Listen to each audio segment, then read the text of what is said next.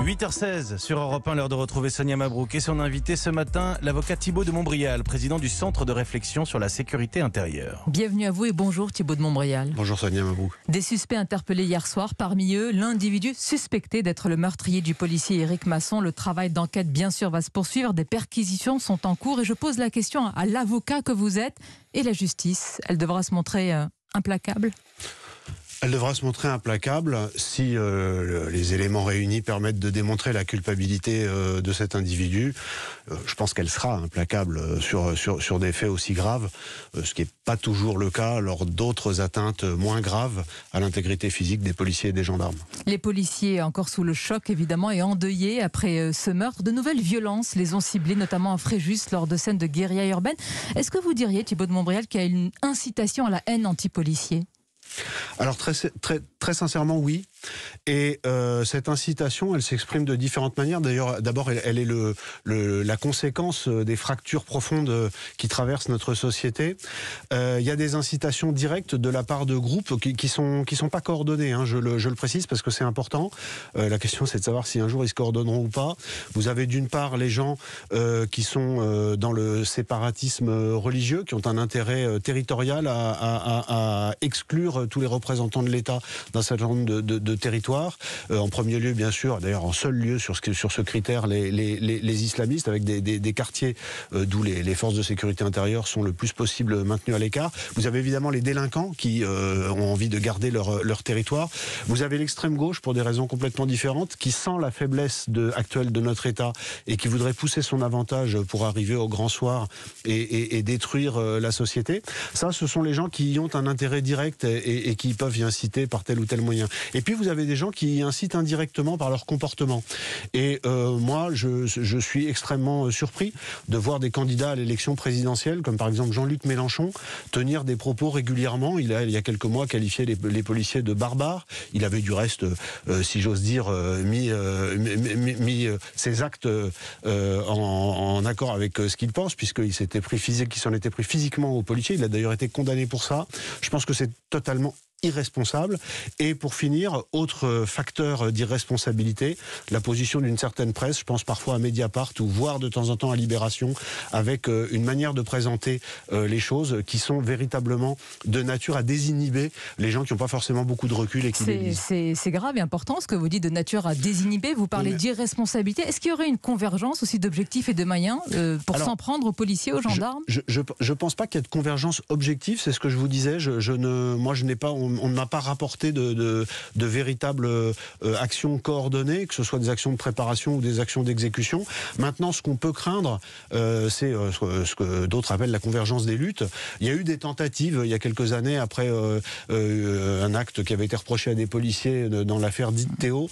Il y avait eu pendant plusieurs semaines des émeutes et on a su que l'extrême gauche avait tenté d'opérer une jonction avec les jeunes de casseurs, mais ça ne s'était pas fait. Par contre, il n'est pas du tout exclu qu'un enchaînement de faits dramatiques rapprochés radicalise, si j'ose dire encore, les positions et permettent à certains d'arriver à cette convergence. Avec Thibault de Montbrial, des slogans. On avait évoqué ces derniers jours une inscription sur un mur de la capitale à l'occasion du 1er mai, Magnanville, partout. Cette terrible inscription fait référence à l'assassinat d'un couple de policiers chez eux. Ce slogan, il marque une rupture, selon vous ? Alors, il marque une rupture parce que c'est un slogan donc anonyme, donc on ne sait pas quelle est l'idéologie politique, s'il y en a une, hein, parce que parfois il ne faut pas voir si loin, mais c'est juste de la haine en bloc. Mais la rupture, c'est que c'est un appel à aller tuer les policiers et les gendarmes, non seulement en fonction, ce qui est déjà insupportable, mais même en allant les traquer chez eux. Et Sonia Mabrouk, ce qui est d'autant plus grave, c'est que les faits qu'on constate depuis plusieurs semaines sont à l'aune de cette inscription. Je m'explique. Il y a un peu plus d'un mois, il y a un couple de gendarmes qui a été agressé à son domicile par des individus qui avaient repéré où ils habitaient et le gendarme a été obligé de tirer, il a blessé son agresseur. Il y a eu plusieurs affaires, toujours ces dernières semaines, de policiers qui ont été attaqués chez eux par des mortiers d'artifice, d'autres qui ont été attaqués dans leur voiture, et enfin, et on en a pas mal parlé dans les médias, des portraits de policiers avec le nom et la photo qui ont été affichés dans certains halls d'immeubles ou sur certains éléments de voie publique dans des quartiers aussi bien en Île-de-France que dans la région de Grenoble ou dans la région de Marseille. Donc malheureusement, on y va. Dans ce contexte, une autre tribune de militaires a été dévoilée, publiée sur le blog Place d'Armes par des militaires en service qui gardent pour le moment l'anonymat. Ils apportent leur soutien à la première tribune et dénoncent les accommodements, je cite, avec la délinquance, la haine de la France qui devient la norme. Vous irez jusque-là, vous partagez ce constat? Mais le constat, c'est très difficile de ne pas le partager. Moi, j'ai écrit 2 livres, un en 2015, un en 2020, dans lesquels j'explique ces choses-là. Je comprends qu'il y ait une émotion, mais si on prend un peu de recul, François Hollande, dans le livre des journalistes d'Avet et l'Homme, publie alors des entretiens qui ont eu lieu quand il était en fonction, ne disait pas autre chose. Le ministre de l'Intérieur, Gérard Collomb, en octobre 2018, lorsqu'il quitte la place Beauvau, et que lors du discours avec son successeur, enfin Édouard Philippe qui a pris la succession pendant quelques semaines, qui a fait l'intérim, parle du risque de vivre voilà, non plus côte à côte, mais face à face. Face à face. Et cette déclaration du ministre de l'Intérieur sortant a été accueillie par un silence assourdissant. Oui, mais est-ce qu'il faut aller jusqu'à affirmer, parce que c'est ça ce qui est dit dans cette tribune, et que ce sont quand même des militaires d'actifs, semble-t-il, qui affirment que la guerre civile couve en France, et disent-ils, vous le savez parfaitement, comme si les gouvernants savent ce qui se prépare et ne sont pas à la hauteur de la gravité des faits qui nous concernent tous. Alors je ne sais pas s'il faut dire ce qui se prépare. Moi je dirais plutôt ce que l'on risque. Le pire n'est jamais sûr. Mais ce qui est certain, c'est que pour éviter le pire, il faut avoir conscience qu'il risque d'arriver. C'est maintenant. C'est maintenant. Moi, je pense qu'on est sur une période de quelques semaines, ou de quelques mois, mais peut-être même de quelques semaines, qui est une période de bascule. Ce printemps est une période de bascule. Quand je vous ai reçu ici, il y a plusieurs mois, à ce micro, vous nous aviez alerté, j'ai réécouté hier cet entretien, sur l'étape d'après. Vous nous aviez dit, les violences urbaines vont finir par des meurtres de policiers. Nous y sommes, et on a envie de vous demander, puisque vous avez beaucoup de contacts, on le sait, chez les policiers. Au niveau du renseignement, quelle est l'étape d'après ?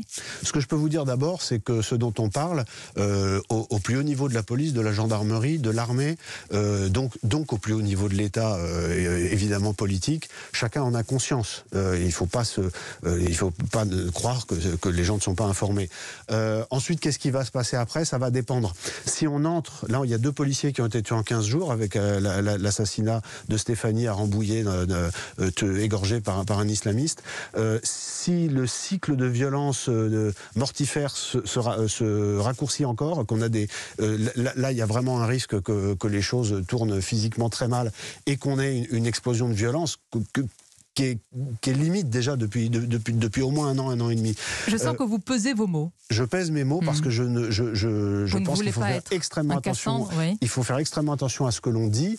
Il faut être responsable. Le but, encore une fois, c'est d'éviter. Mais alors quel sursaut, Thibault de Montréal? Parce que certains disent, et les policiers en particulier, le réarmement pénal. On a compris. Pour certains, c'est la justice qui pèse et certaines décisions judiciaires. Il y a un garde des Sceaux aujourd'hui, Éric Dupond-Moretti. Est-ce qu'il est à la hauteur de ce sursaut pénal, selon vous? Moi, je pense que le sursaut, c'est le sursaut de l'État, de l'autorité de l'État, et il faut qu'il se fasse sur 2 jambes.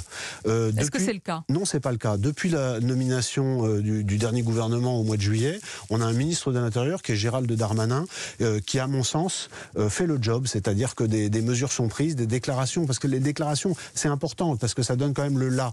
Il y a des propos qui sont tenus. Même si certains disent qu'on en reste aux mots, aux proclamations, et que c'est insuffisant. Non, mais bien sûr, c'est insuffisant, mais c'est déjà beaucoup mieux que ce qu'il y avait avant, et c'est en tout cas la bonne direction. Le cap est donné. Par contre, quand je vous disais qu'il faut 2 jambes, c'est que la production de sécurité, elle se fait c'est une coproduction. C'est l'intérieur, mais c'est aussi la justice.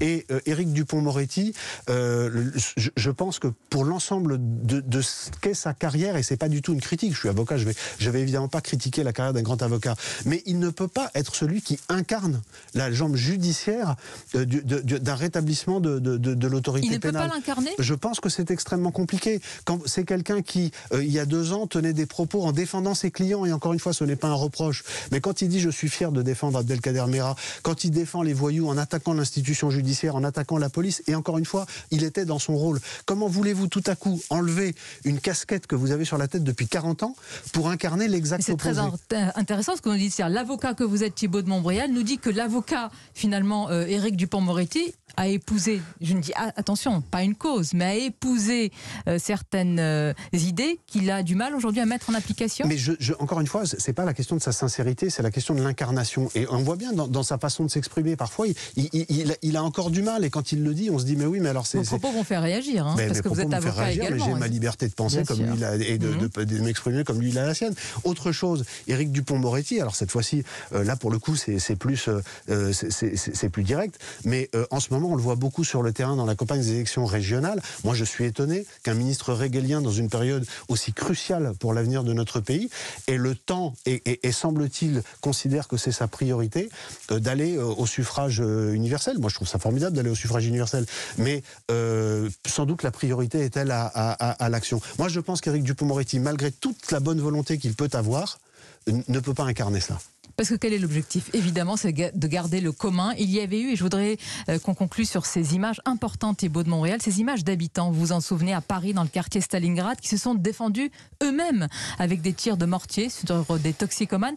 Est-ce que ça risque de se renouveler, de se multiplier? L'objectif, c'est d'empêcher cela, évidemment, que les habitants eux-mêmes se prennent en charge. On a une explosion des violences, non seulement contre les forces de sécurité intérieure, les représentants de l'État, les élus, les lycées, etc., parce que ça ne s'arrête pas aux policiers, mais également de violences entre concitoyens, de violences de gens qui protègent, je le disais tout à l'heure, un territoire pour pouvoir y effectuer des activités délictuelles. Les premières victimes sont les gens qui y habitent, parce qu'ensuite, ils sont stigmatisés. Quand ils disent, en cherchant du boulot, j'habite dans tel quartier, on ne veut pas les prendre, alors qu'ils sont les victimes de ce qui se passe dans leur quartier. Donc évidemment, et ça l'histoire de l'humanité le montre, s'il y a une faiblesse de l'État à protéger sa population sur un territoire donné, eh bien les gens prennent leur protection en main. Moi je le rappelle, l'État doit protéger ses concitoyens, elle doit le protéger sur deux jambes. L'heure n'est plus au et en même temps en matière de sécurité, parce que la situation est dramatique. Merci Thibaut de Montbrial, merci d'avoir répondu à nos questions. Je rappelle le titre de votre ouvrage, Osons, l'autorité aux éditions de l'Observatoire. Bonne journée à vous ainsi qu'à nos auditeurs. Merci.